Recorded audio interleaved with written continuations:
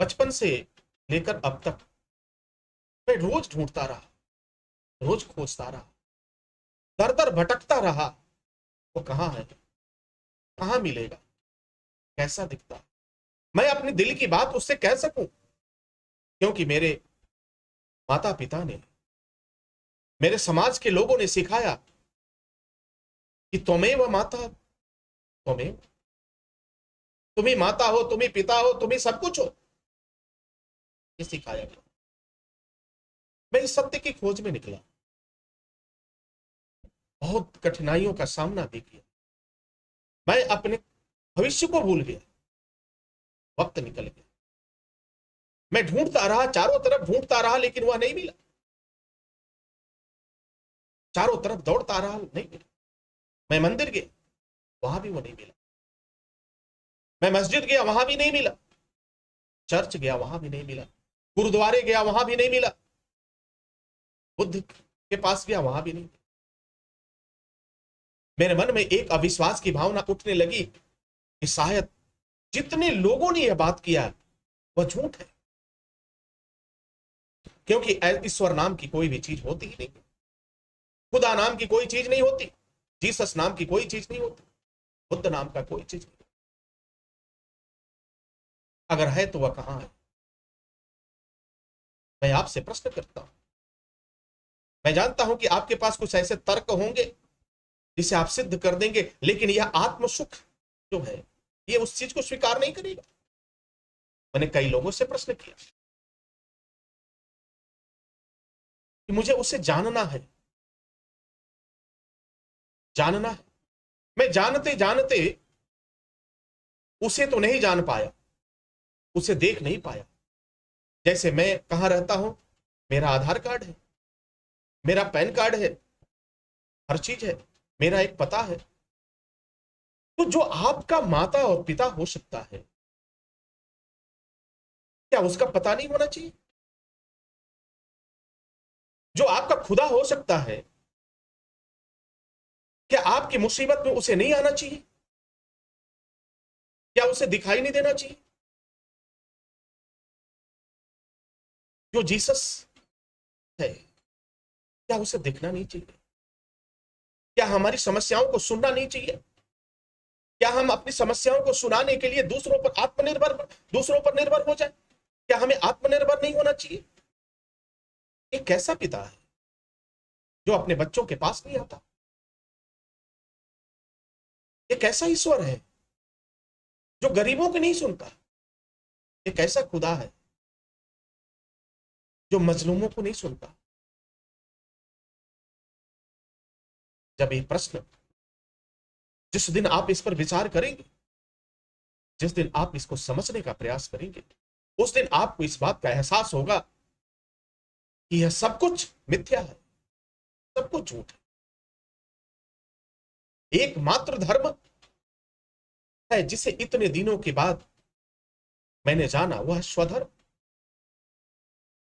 मैं उसे तो नहीं देख पाया, वो कैसा रहता है, किस तरीके से रहता है, गोरा है, काला है, कैसे है, क्या खाता है, क्या पीता है, मैंने उसे कभी नहीं देखा। और तो और इतनी बड़ी विडंबना, इस खोज में मैंने अपने देश को तो देखा ही देखा, बाहर के देशों की भी यात्रा किया, वहां भी देखा। जो व्यक्ति खाना नहीं खाता है उसके लिए तमाम तरह की व्यवस्थाएं की गई। जो व्यक्ति फल नहीं खा सकता है उसे फल दिया जा रहा है। जो व्यक्ति भोजन नहीं कर सकता है उसे भोजन परोसा जा रहा है। लेकिन जो भोजन करना चाहता है, जो भोजन के लिए तड़पता है, जो भोजन के लिए रोता है, उसे भोजन नहीं। क्या वह इतना निर्दयी है जिसे रुलाने में आनंद आता है, जिसे तड़पाने में आनंद आता है, जिसे हम अलग अलग नामों से जानते हैं? अगर मैं कहूं तो अब तक मैं ईश्वर कहा करता था, और एक कोई मुस्लिम बंधु हमारे कहे उसे खुदा कहा करते हैं। कोई जीसस कहता है, कोई बुद्ध कहता है, तमाम नामों से हम जानते हैं। लेकिन वह मुसीबत में क्यों नहीं आता? जब हम मुसीबत में होते हैं तो वह क्यों नहीं आता? जब हम तड़पते हैं तो वह क्यों नहीं आता? जब मेरे परिवार को भूख सताती है तो वह क्यों नहीं आता?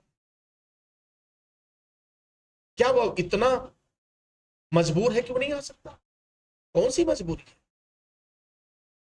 वह कौन सी मजबूरी है? पूरा जीवन भर मैंने जीवन लगा दिया उसे ढूंढते ढूंढते, आज नहीं तो कल मिलेगा, लेकिन वह मिला नहीं। मिलेगा क्यों? सत्य मिलता है, झूठ तो कभी नहीं मिलता। और क्षमा कीजिएगा, मैं आपकी आस्था को ठेस नहीं पहुंचा रहा, मैं आपके धर्म और मजहब को ठेस नहीं पहुंचा रहा, ना ही मैं आपका विरोध कर रहा हूं। मैं तो उसका विरोध कर रहा हूं जिसे हमारे अपने लोगों ने बचपन से हमें बताते आए, बचपन से सिखाते। मर्यादा शर्मसार हो तो होने दो, लेकिन वो नहीं आएगा। भूख से तड़प कर परिवार मरता है तो मरने दो, लेकिन वो नहीं आएगा।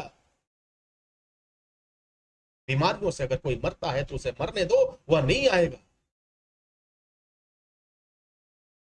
जिसे अलग अलग भाषाओं में हम अलग अलग नामों से जानते हैं, उसे आना चाहिए। अगर मेरी भक्ति सही है, अगर मेरा ईमान सही है, अगर मैंने सच्चे मन से उसे याद किया, तो आता क्यों नहीं? उसे ढूंढने में हमें इतना वक्त क्यों लगता? हम उसे देख क्यों नहीं पाते? हमें सिखाया गया गॉड के बारे में। कहां गॉड है? Where is God? I want to talk. मैं उसे बात करना चाहता हूं, मैं उसे देखना चाहता हूं, मैं उसे छूना चाहता हूं, मैं उसके साथ खेलना चाहता हूं, मैं उसके साथ अपनी बातों को शेयर करना चाहता हूं, मैं उसके साथ रोना चाहता हूं, मैं उसके साथ हर बात कर। वो है कब? क्या दुनिया में कोई भी ऐसा व्यक्ति है जो मुझे उसे दिखा दे, समस्त जनमानस के सामने उसे लाकर खड़ा कर दे और वो कहे कि हाँ मैं हूं? ईश्वर मिलेगा आपको मनुष्य में। ईश्वर जिंदा है तो आपके अंतर मन में, आपके अगर अच्छे कर्म हैं तो आप ही ईश्वर है। एक नहीं अनेकों उदाहरण। लेकिन हम जिसे ढूंढने जाते हैं वो मिलता नहीं। क्या हमें स्वधर्म को अपनाना नहीं चाहिए? क्या हमें अपने बुद्धि और विवेक का इस्तेमाल करके, उसका प्रयोग करके हमें स्वधर्म को स्वीकार नहीं करना चाहिए? कब तक ढूंढते रहेंगे खुदा को? कब तक ढूंढते रहेंगे जीसस को? कब तक ढूंढते रहेंगे बुद्ध को? कब तक ढूंढते रहेंगे ईश्वर? कब तक ढूंढते रहेंगे परम पिता परमेश्वर को? सारी उम्र उसी में लगा दी, फिर बच्चों की परवरिश कौन करे? दो वक्त के लिए जो राशन की व्यवस्था कर रहा है वो कौन करेगा? कबीर ने बात कही, किसी के समझ में नहीं। रहीम ने बात कही, किसी के समझ में नहीं आया। मीरा ने बात कही, किसी को समझ में नहीं आया। सबने स्वधर्म की बात की। बुद्ध ने बात की स्वधर्म की, किसी के समझ में नहीं।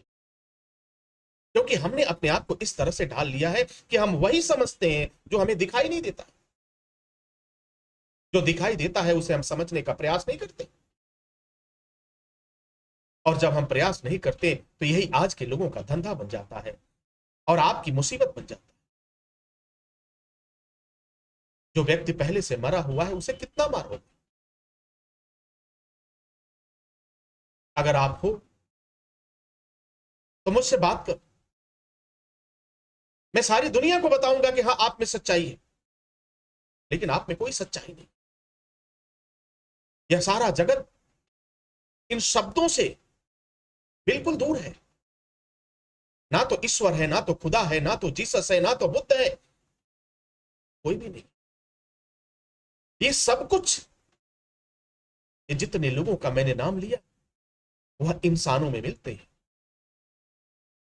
अगर आप स्वधर्म को अपना ले, मानव धर्म को जान ले, इंसानियत को जान ले, तो शायद आपको सब कुछ नजर आ जाएगा। परंतु जब तक आप उसे मूर्तियों में ढूंढते रहेंगे, जब तक आप उसे बंद कमरों में ढूंढते रहेंगे, जब तक आप उसे क्रॉस पर ढूंढते रहेंगे, जब तक आप उसे जंगलों में ढूंढते रहेंगे, नदियों में ढूंढते रहेंगे, वो नहीं मिलने वाला। आपकी ऊर्जा व्यर्थ जाएगी,